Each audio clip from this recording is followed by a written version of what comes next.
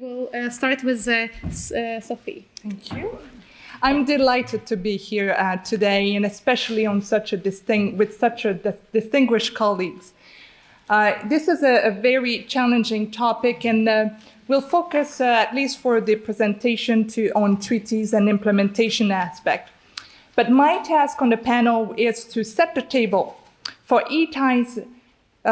Later, in his presentation, he'll dive really in the deep challenges facing the OECD and the international community implementing those solutions.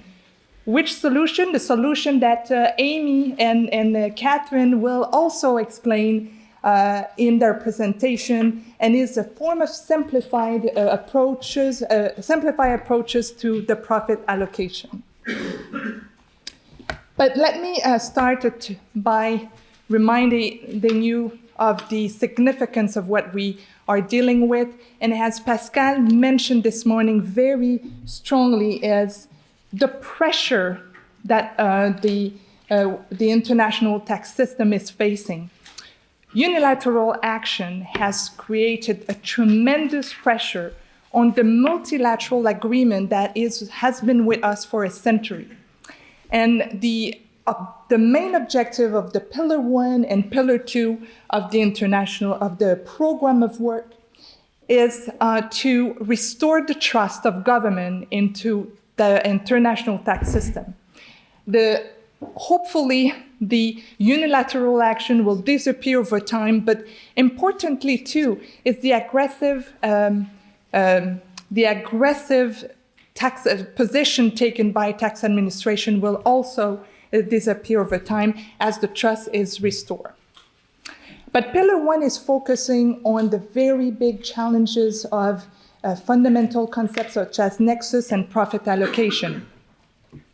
This morning, Richard spent a lot of time explaining what we're facing as a challenge to develop profit allocation rule. Amy and Catherine will go over their ideas of how we face this challenge together.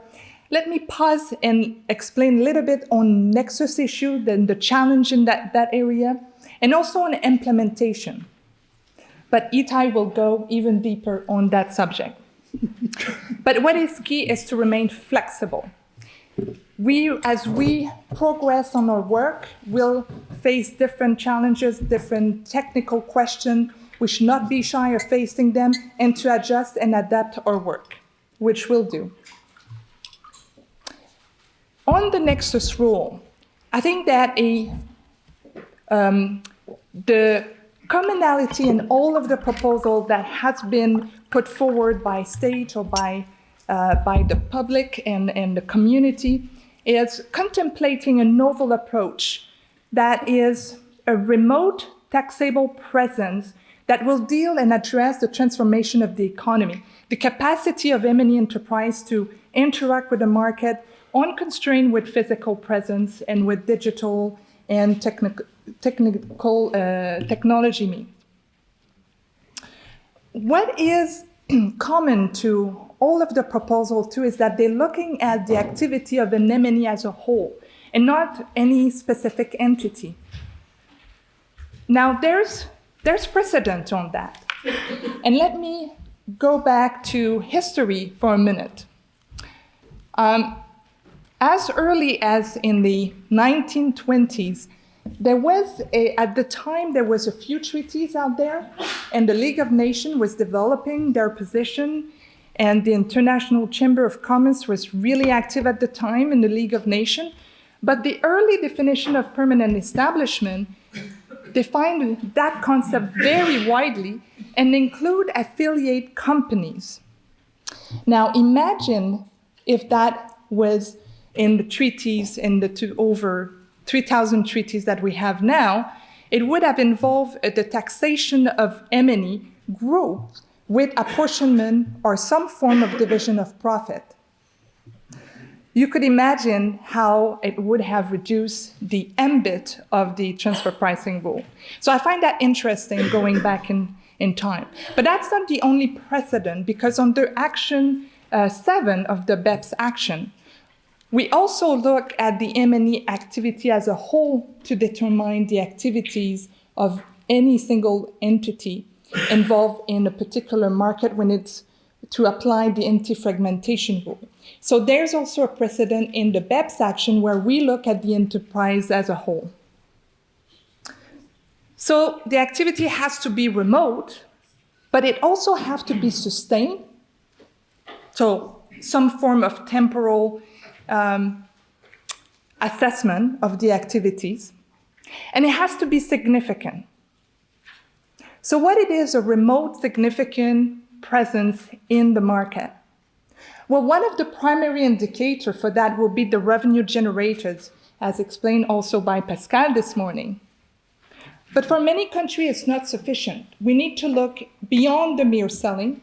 And for that, therefore, the program of work identifies some additional factors. So what those factors could be, it could be targeted marketing activities. But it could also be various forms of digital engagement. We heard Mike this morning talking about data collection and how the economy has transformed by those different business models. So we'll look at that as well as part of our program of work. Now, Richard went significantly through the program of work, so on profit allocation, and Amy and Catherine will also go through that, so I will not spend any time on that. Also, as Richard mentioned this morning, I think that building a consensus is important. It will be built on the commonality. You have them listed there. And here's the yin and the yang, is to balance accuracy with simplicity. And that is one of the most important challenges that we face, is to have a measure that will strike the right balance. And will continue to operate, indeed, alongside of current profit allocation. Now, let's assume that we have that solution. We have agreed to it. What are the changes to the bilateral tax treaty that will be required in order to effectively implement those proposals? You first have to remove the obstacles that currently prevent the application of these proposals. They are Article 5, Article 7, Article 9, we know them. But is that enough? And think about the approach we're taking. We want not only to remove the obstacle and to allow countries to do whatever they want, we want it to a new standard for a nexus that country can agree, as I explained earlier, but it have to be separate from the definition of permanent establishment, because that concept has repercussions all throughout the treaty, and you want to avoid spillover effect on other provisions. There will have to be a new standard for profit allocation. And let me elaborate a little bit on what Richard started to talk with you this morning. So if we have an agreement on a new nexus based on the M&E-wide activities, we have a new profit allocation that will look at the M&E profit as a whole and will reallocate it. What Richard mentioned is that what is also key is once you have done that, you have to identify who in the group will be the taxpayer, will be liable to pay that tax. And why this is important is for elimination of double taxation. Because that taxpayer is resident somewhere, and that country will have to surrender its right to tax that profit. Will have to give a credit, will have to give a corresponding adjustment. It has to agree, it has to be part of the agreement. Otherwise, it will not work. You heard how loud and clear from many businesses, and the program of work is reinforcing that. We cannot create instances of double taxation. It's even more important because we are looking at M&E group profit.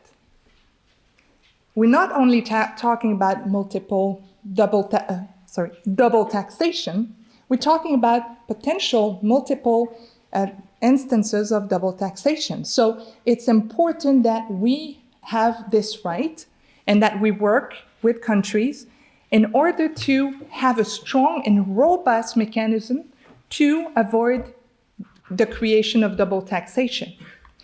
How are we going to do that? This is where dispute prevention and dispute resolution is also a key part of the program of work. Some countries have resistance to arbitration, to mandatory arbitration.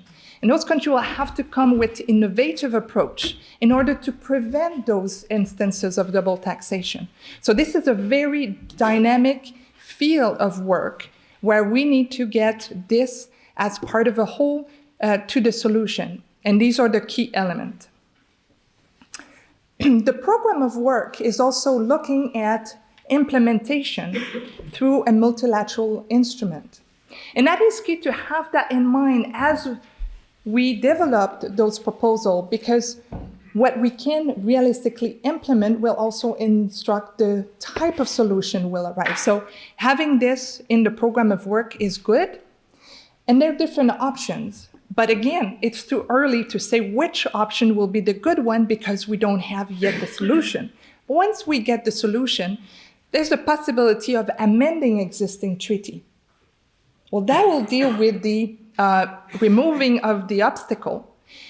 But if what we are agreeing is a broader agreement with all countries, we have to be mindful that some countries might not have bilateral treaties between them, and they might be in need of implementing these new standards. There's different ways we could do that. They could negotiate bilateral treaties, but we could also think of a multilateral framework that will implement the core set of provision. And that set of provision and that multilateral framework could apply then regardless of whether there's an existing treaty or not, and that solution will leave no gap. So this is a brief introduction of what the panel will talk a little bit deeper. And the next stop now is Itai, that will dive into the complexity of implementation. Thank you, Sophie.